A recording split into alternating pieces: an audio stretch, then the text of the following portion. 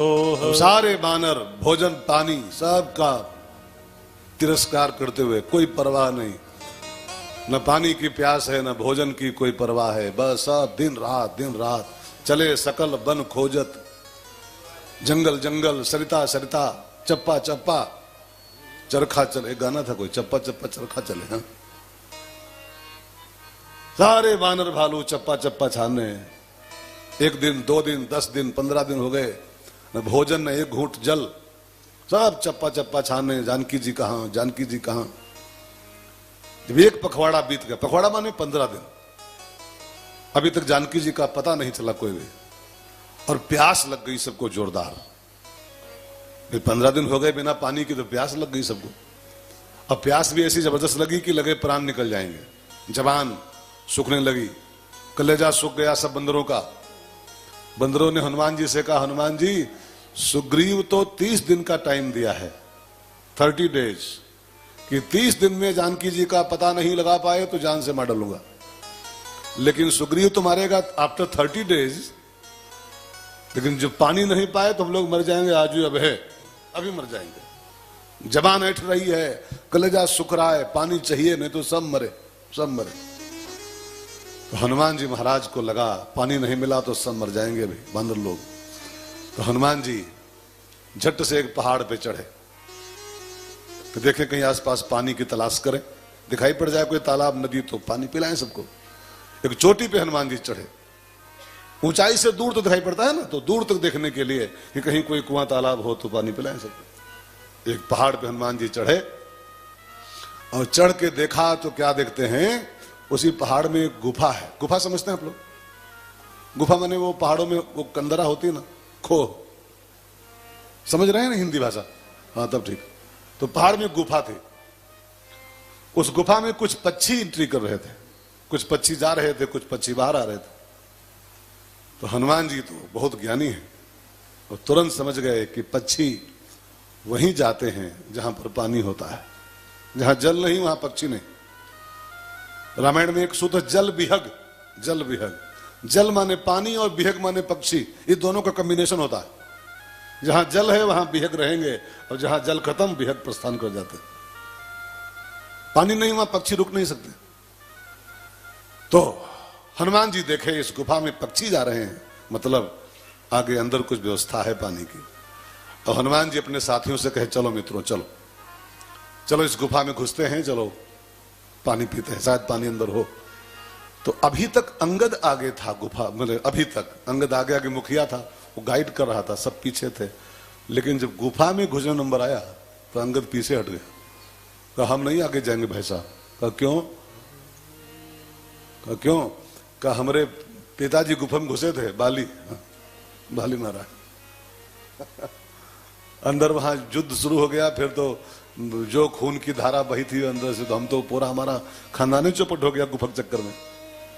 अभी तक हम आगे थे भले, लेकिन गुफा में घुसना है, हम आगे नहीं जाएंगे। तो कहा अब कौन जाएगा? तो अंगद ने कहा आगे के हनुमंत ही लीना।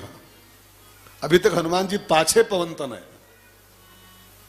अभी तक की यात्रा जो थी हनुमान जी पाछे थे, पाछे माने लास्ट में थे। लेकिन अब जब खतरे की घंटी बजी, जब गुफा में रिस्क लेना है, जब खतरा उठाना है, अंदर पता नहीं कौन भूत बैठा हो, कौन राक्षस बैठा हो, कहां कौन सा युद्ध शुरू हो जाए, कौन सी मारा मारी शुरू हो जाए अंदर। जब खतरा आया तो हनुमान जी को सबने आगे कर दिया, बाकी सब में पाछे, और खतरे में हनुमान जी को आगे। आगे कई हनुमंत ही लीना, और सब गुफा में एंट्री किए। वहां जाके क्या देखते हैं, एक बड़ा विशाल सरोवर है, उसके अंदर पानी का भरा तालाब, और उसी सरोवर के आसपास एक बड़ा दिव्य उपवन है, बगीचा, बढ़िया बढ़िया फलों के सब वृक्ष लगे हुए हैं।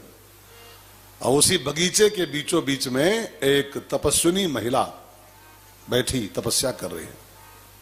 उसकी तपस्या का सब तेज निकल रहा है, सब प्रकाश फैला है चारों दिशाओं में, उसकी तपस्या का जो तेज निकल रहा था। अब सारे बानरों ने उसको प्रणाम किया, उस देवी को, देवी जी मेरा प्रणाम स्वीकार करो और परिचय दो कि हु आर यू। अब इस बियाबान में बैठी अकेली, भयंकर गुफा में बैठी अकेली तपस्या कर रही हो, कौन हो आप, परिचय दो। तो उस देवी ने अपना परिचय दिया कि मैं तो स्वयं प्रभा हूं, स्वयं प्रभा, मैं शंकर जी की भक्त हूं। और शंकर भगवान ने हमको इस गुफा में बैठाया है, आज्ञा देके कि यहां बैठो, यहीं भजन करो, बैठ करके तुम्हारी गुफा में जब राम के भक्त आएंगे, राम के सेवक, और तुम उन राम के भक्तों की थोड़ी सेवा कर दोगी, फल खिलाओगी, पानी पिलाओगी और थोड़ी उनकी हेल्प करोगी, तो बस आपकी तपस्या पूर्ण हो जाएगी और तुम भगवान के धाम में निवास पा जाओगे, तुम्हारी तपस्या का फल आपको मिल जाएगा। तो मैं स्वयं प्रभा हूं, मैं बैठी राह देख रही हूं कि राम के दूत आवे तो उनकी मैं सेवा करूं तो मेरा फल मुझे मिल जाए। तो अंगद आगे आए और कहा, देवी जी तुम्हारा काम हो गया, हम लोग राम के भक्त हैं, राम के दूत हैं, हम सब जानकी जी की सेवा में निकले हुए हैं, खोज में, राम की सेवा में निकले हुए हैं, तो आपकी तपस्या बस पूरी होने वाली, हमारी सेवा करो, हमारी हेल्प करो, आपकी तपस्या पूरी हो जाएगी। ये सब राम के दूत हैं। ये जब समाचार पाई स्वयं प्रभा तो सबको बैठाला, फल खिलाया, जल पिलाया, जल पिलाया कि फल खिलाया, पहले कब किया, पहले जल कि पहले फल, कि पहले फल कि पहले जल, क्या? हाँ, पहले जल फिर फल है।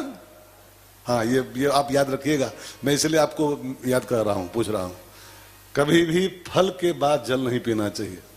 डॉक्टर भी इस बात को कहते हैं, कोई भी फल खा के जल नहीं पीना चाहिए। अगर प्यास लगी पहले जल पी लो तब फल खाओ। जो फल के बाद जल पीते हैं बहुत जल्दी वो भर्ती हो जाते हैं ट्रामा सेंटर में। हाँ? इसलिए फल के बाद कभी जल नहीं, और कभी भी नहाने के बाद तुरंत चाय नहीं पीनी चाहिए, तुरंत। अभी मैं आज ही पूछ रहा था अपने मित्रों से, मैं नहाने जा रहा था तो ये चाय लेके पहुंच गए भाई भैया, योगी भैया। तो हमने पूछा कि पहले चाय पी लेंगे पहले नहाएं, अभी आने के पहले? तो हमसे भैया ने कहा नहीं, पहले नहाए लो तब चाय पियो, चाय पी के नहाओगे बीमार हो जाओगे भैया। ये तो तुरंत नहीं नहाना चाहिए, चाय गर्म होती है, गर्मी अंदर गई और तो ऊपर तुरंत नहा लो तो बीमारी के लक्षण है सब। आज ही की ये रिपोर्ट है आज की बात है।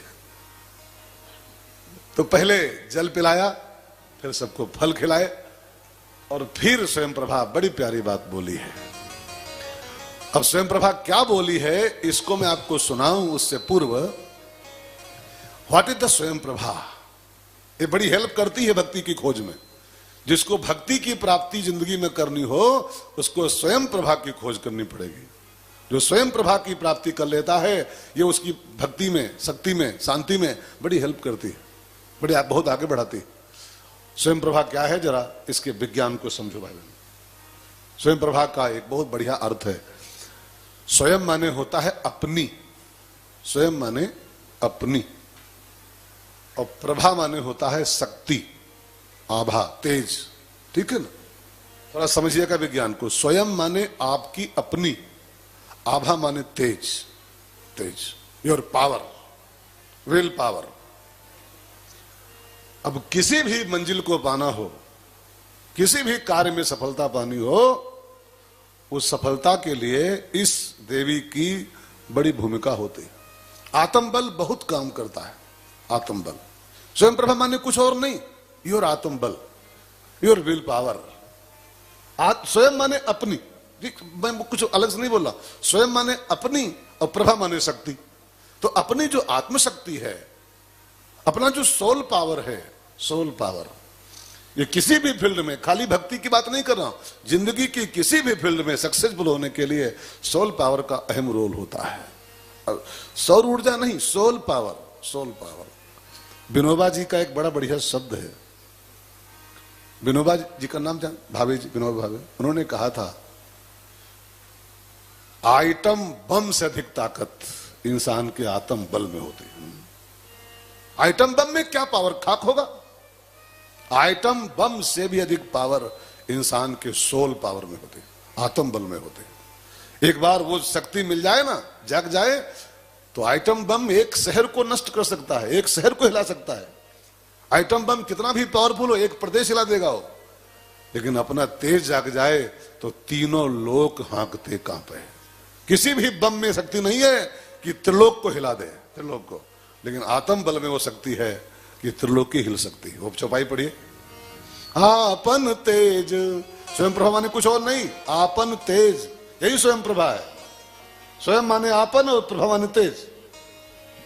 आपन तेज संहारो आप, आपन तेज समारो आप, तो तीनों लोक हाकते कांपे, तीनों लोक हाकते कांपे, तीनों लोक हाकते कांपे। हाक माने आवाज। आत्म बल में वो तेज होता है कि इंसान एक आदमी त्रिलोकी को हिला सकता, एक आदमी केवल। गांधी जी, याद करो उस राष्ट्रपिता को, क्या था उनके, कौन सी तोप थी उनके पास, कौन सी तलवार थी उनके पास? एक चरखा, एक लाठी लेकर के वो बुजुर्ग महात्मा भिड़ गया उस सरकार के साथ, जिसके पास सब कुछ था, लंदन की सरकार, अंग्रेजों की सरकार, वो तोप और तलवार और क्या क्या उसके पास था। और इस आदमी के पास खाली एक चरखा था, एक लाठी थी और एक आधी धोती थी, बस आधी धोती।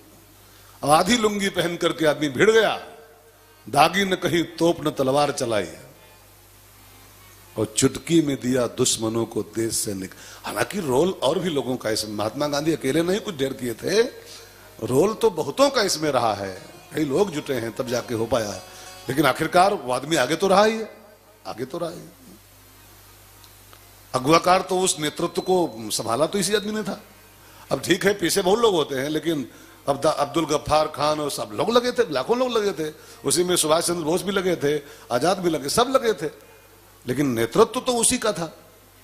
और नेतृत्व भी केवल एक चरखे के दम पर था मात्र, बस एक सत्य, एक राम नाम और चरखा उसका, बस। और चुटकी में दिया दुश्मनों को देश से निकाल, साबरमती के संत तूने। वो कमाल के पीछे क्या कौन सी ताकत थी? वही ताकत थी उसकी, आपन तेज।